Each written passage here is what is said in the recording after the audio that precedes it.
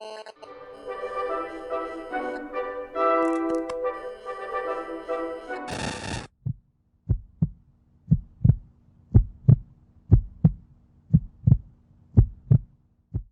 first Christmas after my grandpa died didn't feel real. None of it did.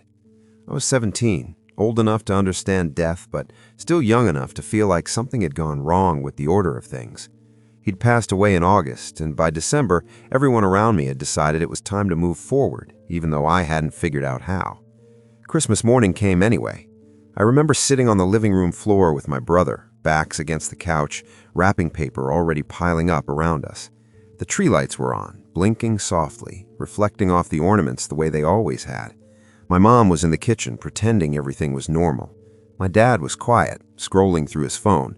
It looked like every other Christmas morning we'd ever had. That was the problem. At some point, my brother leaned closer to the tree and frowned. "Did you see those?" he asked. I followed his eyes. Tucked deep into the branches, almost hidden, were 2 envelopes. That immediately felt wrong. We were in a card family. Cards went in stockings or got handed directly to people. No one hid them in the tree, and I knew, with a kind of certainty that made my stomach tighten, that those hadn't been there the night before. My mom said nothing. She was still in the kitchen. My brother reached in and pulled one out, then froze when he saw the name written on the front. Mine. He handed it to me without a word. The envelope was old, not yellowed, but not new either. The paper was thicker than most modern cards, the kind older people still buy. My name was written in blue ink, slightly slanted to the right. I recognized the handwriting instantly. I don't mean I thought I recognized it. I mean my body reacted before my brain did. My hands started shaking. I opened the envelope. Inside was a simple card. No long message, no holiday decorations, just 5 words, written carefully, like whoever wrote them had taken their time. "Love you, Peanut." That was it. That was his nickname for me. No one else used it, ever. My grandpa had never given me a Christmas card in my entire life. Birthdays, yes, occasionally a note tucked into a gift, but never a card, never like this. And he had been dead for 4 months. I remember looking up, expecting someone to be watching me, expecting a joke, an explanation.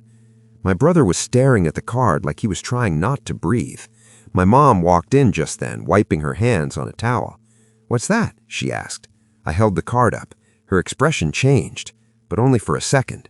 Then she frowned and said, "What card?" I told her, slowly, clearly. She shook her head. "There were no cards in the tree," she said. Not confused, certain. My brother spoke up. He said there were 2. He said he saw them. He said one had my name on it. My mom didn't raise her voice. She didn't argue. She just said, "That didn't happen," and walked back into the kitchen. No one followed her. The other card, the one not addressed to me, was never opened.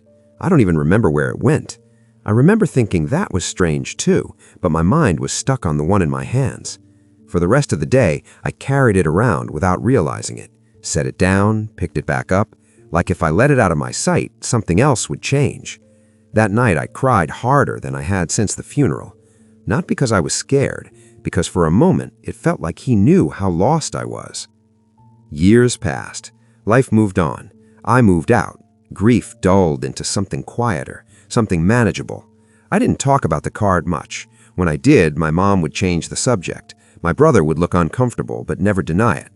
There was a photo, though, taken later that same morning. It showed me sitting on the floor in front of the tree, holding the card in both hands. My eyes were red. The envelope was clearly visible. My name readable. The handwriting unmistakable. That photo existed for years, until it didn't. About 9 years later, after therapy, after finally letting myself grieve properly, I went looking for it. I wanted closure, proof, something to anchor the memory so it wouldn't feel like a dream. The photo was gone, not misplaced, not deleted accidentally. Gone. Not on my phone, not backed up, not in any old albums, not even in the cloud account I haven't touched in years. I asked my brother if he remembered it. He did. He remembered the card. He remembered the photo. He didn't remember where it went. My mom still refuses to talk about it. Every Christmas since, I check the tree first thing. I don't expect another card, but part of me is afraid of what it would mean if there ever was one again, because I still don't know who put it there, and I don't know why the only proof it ever existed didn't want to stay.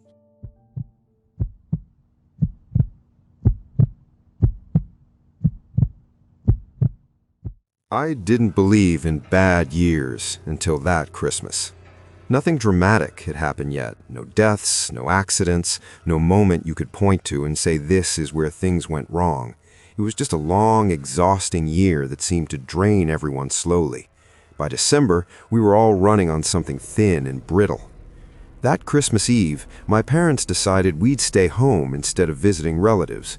They said the roads were bad, that they were tired, that it would be nice to keep things simple this year. I didn't argue. I was 19 and home from college, sleeping in my old room like I'd never left. The house felt different that night. Not haunted, not threatening, just wrong, like it was holding something back. Dinner was quiet, no music playing, no TV murmuring in the background. Even the usual small talk felt forced, like we were all waiting for something to start without knowing what.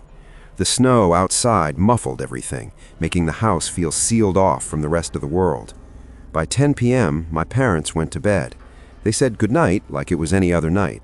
I stayed up in the living room, scrolling on my phone, listening to the hum of the heater and the occasional crack of the house settling in the cold. At 10:47, I heard a door close.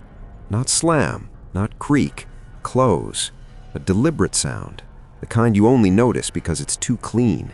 I froze, phone glowing in my hand, waiting for my parents to call out. Nothing. No footsteps, no voices. I checked the hallway. Their bedroom door was shut, bathroom light off, guest room door closed, just like always. Everything looked normal. I told myself it was the house. Old houses make noise, pipes shift, doors move when pressure changes. I repeated that in my head like it meant something. I went back to the couch. A few minutes later, I heard it again, this time closer. Not loud, not rushed, like someone gently pressing a door until it latched. My chest tightened. I texted my mom from the couch, asking if she was up. No reply. That's when I noticed something small that made my skin crawl. The hallway light was on. I never left it on. My parents were obsessive about turning lights off at night. It was a rule in our house growing up. I stood there staring at it, feeling stupid, embarrassed by how fast my heart was beating. I walked over and turned it off. The moment the switch clicked, the heater shut off. The sudden silence was overwhelming. No hum, no airflow, nothing. Then I heard breathing. Not loud, not rushed. Steady, slow. Somewhere inside the house. I backed up slowly, heart hammering, trying to figure out where it was coming from. It wasn't coming from my parents' room. It wasn't coming from the vents. It sounded like it was coming from the hallway itself, like the space between the rooms was breathing. I whispered my dad's name. The breathing stopped. That was worse than if it had continued. I stood there for a long time, waiting for something, anything to happen. A door opening, footsteps, my parents calling my name. Nothing did. Eventually, I went back to the couch and sat there until exhaustion won. I didn't really sleep. I drifted in and out, waking at every sound, convinced someone was standing just out of view. Christmas morning came. Sunlight poured through the windows. The house felt warm again, alive, loud with normal sounds, coffee brewing, dishes clinking, my dad humming off-key. For a moment, I almost convinced myself it had all been stress, until my dad asked who slept in the guest room. I laughed, thinking he was joking. He wasn't. He said the bed was unmade, blanket folded wrong. Not messy, disturbed, like someone had tried to fix it after sleeping there, but didn't quite know how. My mom went quiet then. She said she'd noticed the bathroom trash had something in it that wasn't there the night before. She wouldn't say what. Neither of them wanted to look at each other. We didn't talk about it again. Not that day, not that year. That night, as I packed to leave the next morning, I checked the guest room myself. The bed was neatly made now. Perfectly. Too perfectly. But something was wrong. The pillow had an indentation. Not flattened. Indented. Like a head had rested there recently and hadn't fully lifted away. I stood there longer than I should have, staring at it, my chest tight. I hadn't touched the bed. No one had, as far as I knew. That's when I noticed the smell. Not rot, not mold.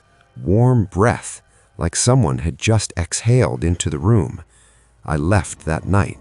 Months later, my parents sold the house. When I asked why, my mom said it didn't like when we pretended it wasn't there. I asked what it was. She didn't answer right away. Then she said, "Whatever only came on Christmas Eve." They still won't stay anywhere alone on that night. Neither will I, because I still don't know who closed those doors or why it tried to sleep like a guest.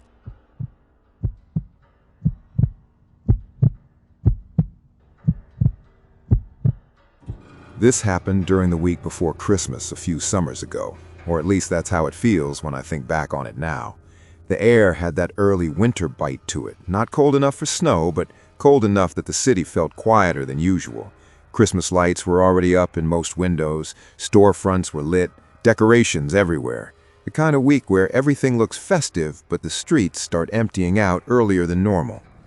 Around midnight, I went for a bike ride with a friend. It wasn't unusual for us. We lived downtown in a medium-sized city, and late nights were usually calm once the bars closed. After an hour or so, we split up near the edge of my neighborhood. I had about 2 blocks left to ride on my own. Because of construction, part of the street was closed, so I had to take the sidewalk. The roads were dead. No cars, no voices, just the hum of distant traffic and the occasional flicker of Christmas lights reflected in shop windows. I was just about to turn left onto my street when I noticed a man walking ahead of me.